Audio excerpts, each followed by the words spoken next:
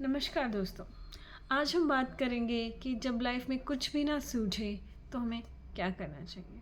कई बार हम अपनी लाइफ में इतने हताश हो जाते हैं, हमें कुछ भी नहीं सूझता है कि हम क्या करें, और मन ही मन में अपने अंदर हीन भावना को जन्म दे लेते हैं कि हमारे बस में कुछ नहीं है, हम कुछ भी नहीं कर सकते हैं। उस टाइम आपको ये याद रखना चाहिए कि आप एक आत्मा हैं, उस परमात्मा का एक अंग है, एक हिस्सा है। और जो परमात्मा में इतनी शक्तियां हैं, उनका कुछ अंश तो हमारे अंदर भी है। तो हमें बस उन शक्तियों को जगाना है और हम हर समस्या का हल पा सकते हैं। तो उसके लिए क्या करते हैं, क्या करना चाहिए? सबसे पहले जो मैं करती हूँ वो मैं आपको बताती हूँ। जैसे मैं किसी भी डिफ़िकल्ट सिचुएशन में आ जाती हूँ, या मुझे कभी किसी पे गुस्सा आ जाता है और मुझे अपना ही व्यवहार बुरा लगने लग जाता है किसी के प्रति, या कुछ भी समस्या आ जाती है, तो मैं क्या करती हूँ?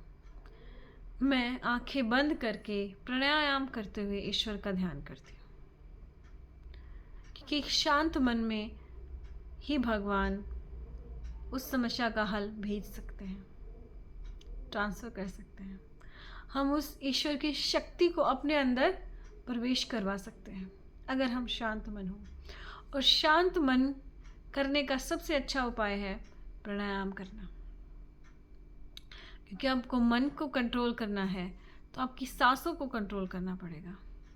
तो इसीलिए जब आप प्राणायाम करें तो भगवान का ध्यान अंदर अंदर करते रहें। एक श्वास लिया, ओम, श्वास छोड़ा, ओम, अपने मन के अंदर कीजिए, या आप भ्रामरी भी कर सकते हैं, जिससे आपकी कंसंट्रेशन बढ़ जाती है।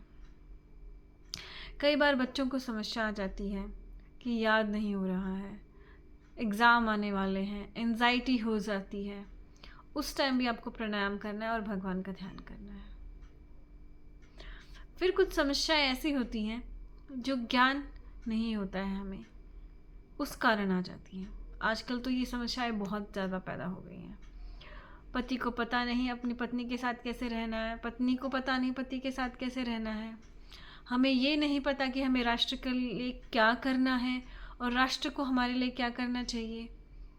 हमें कुछ नहीं पता है, हम ऐसे ही अंध दौड़ में भागे जा रहे हैं। हमें समाज के प्रति हमारे क्या कर्तव्य हैं, क्या करना चाहिए, कैसे इसको सोचना चाहिए, क्योंकि हम एक आम इंसान की तरह सोच रहे हैं। तो इन सब समस्याओं का हल कहाँ मिलेगा हमें? हमारे वेद पुराणों में है। क्योंकि आजकल हम संस्कृत नहीं पढ़ते तो वो हमारे समझ में नहीं आते, वो काला अक्षर भैंस बराबर हो गया है हमारे। तो उसका सबसे एक आसान तरीका है रामायण पढ़ें। रामायण में जो परिस्थितियाँ आती हैं, उन वही परिस्थितियों को अपने जीवन में आप तोल कर देखें। जैसे जब एक बच्चा पैदा होता है तो उसे हम कैसी शिक्षा दें? श्री राम को कैसी शिक्षा मिली थी? राजा होते हुए भी गुरुकुल में गए थे और उन्हें वहाँ पे जो भौतिक ज्ञान है उसके साथ साथ आध्यात्मिक ज्ञान दिया था, और उस आध्यात्मिक ज्ञान के कारण अपने माता पिता का उन्होंने इतना कहा माना। तो आप भी अगर चाहते हैं माता पिता अच्छे बनना, और तो उन्हें सुख सुविधाओं से दूर करके थोड़ा सा अपने घर को ही गुरुकुल जैसा माहौल देने की कोशिश करें। उन्हें भौतिक ज्ञान के साथ साथ आध्यात्मिक ज्ञान दें। रोज उन्हें एक गीता का श्लोक पढ़ा दें या रामायण का एक श्लोक पढ़ा दें, और उन्हें जो नैतिक शिक्षा है वो ज़रूर दें।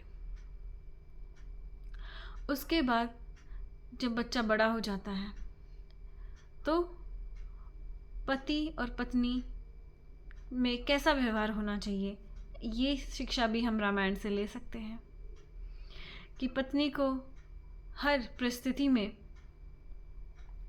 अपने पति का साथ देना चाहिए, चाहे उसे वनवास में मिल जाए तो उसके साथ रहना चाहिए।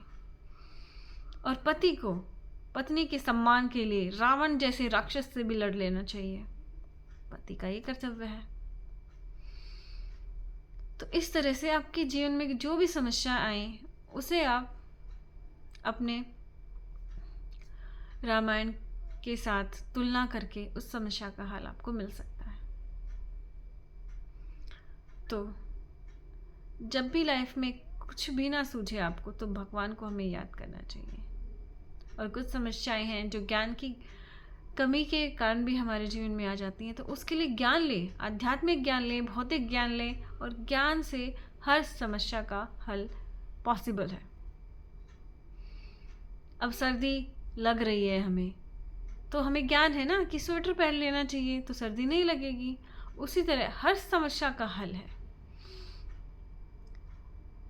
अगर किताबों में नहीं किसी समस्या का हल है, तो उस परम पिता परमात्मा के पास उस समस्या का हल है।